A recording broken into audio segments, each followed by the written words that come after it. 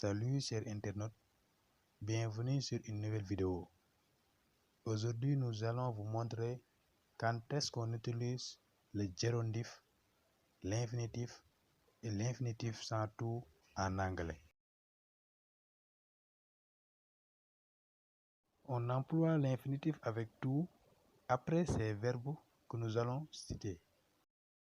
Des verbes comme want, qui veut dire vouloir, manage, gérer, diriger, agree, être d'accord, attempt, tenter, choose, choisir, expect, espérer, fail, échouer, learn, apprendre, arrange, arranger, plan, planifier, promise, promettre, refuse, refuser, seem, sembler, decide, décider, offer, offrir, prepare, préparer, and would like, qui peut être traduit comme aurait préféré. Nous allons donner deux exemples. L'exemple 1, she wants to go Canada, qu'on va traduire en français, elle veut aller au Canada.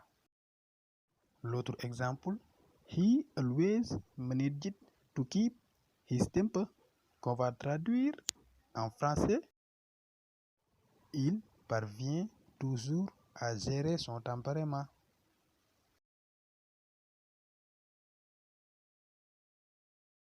L'infinitif sans tout.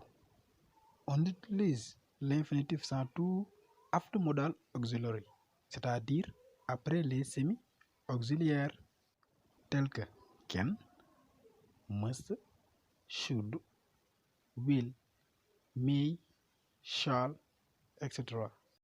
Exemple 1.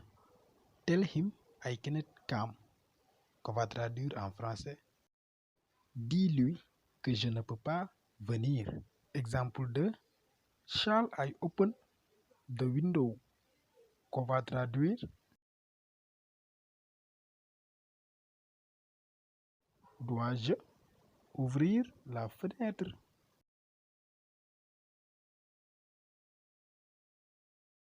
Toujours infinitif sans tout.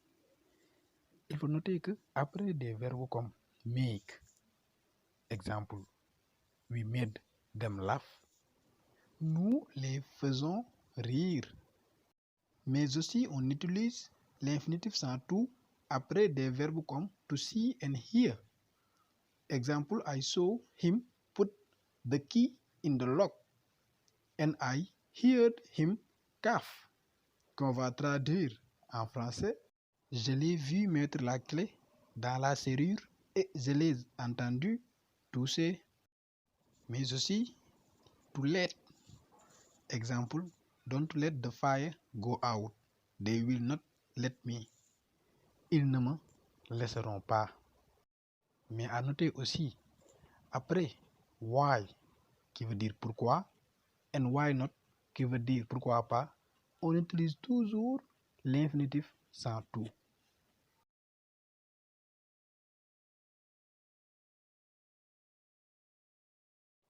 The gerund, ou bien le gérondif en français. Le gérondif en français, on utilise toujours après les prépositions sauf tout. Exemple 1. He went out without taking his hat. Il sort sans amener son chapeau. Exemple 2. She's been playing all afternoon instead of doing her homework, qu'on va traduire en français. Elle a joué tout le soir au lieu de faire ses exercices.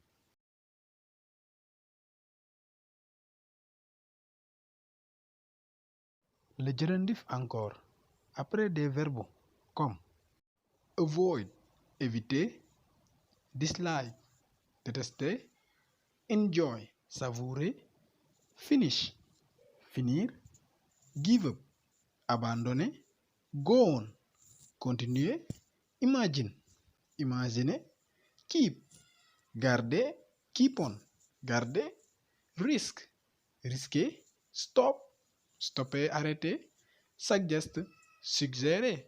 Exemple 1. I enjoy playing the guitar, qu'on va traduire en français. J'aime jouer la guitare. Exemple 2.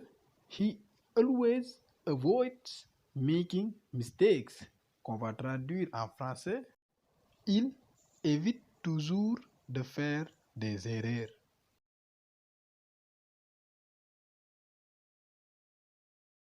Chers internautes, nous vous donnons un rendez-vous à la prochaine sur un autre point. Goodbye.